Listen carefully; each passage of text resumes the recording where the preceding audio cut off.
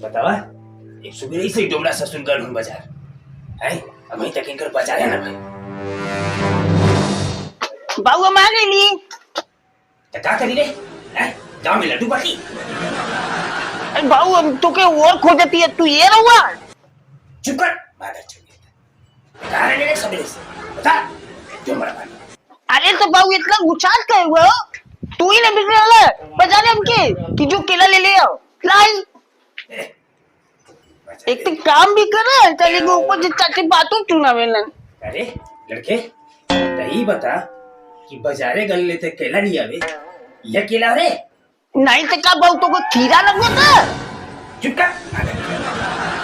छिकवा क्या करी रे हैं इधर चाचा नहीं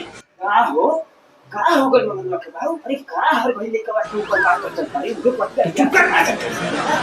हां आखिर आपने लेके वाला साउते जवानी ससुर को गोबर कर देले जैसे लगा था कि जानवर के खिया दे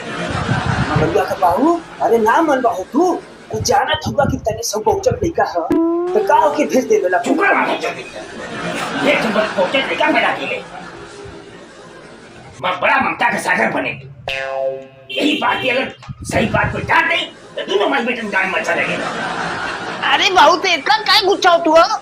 पछुआ फिर से दा दोबारा ले ले आवती फटफट की ना नहीं है से फट फट अरे मैं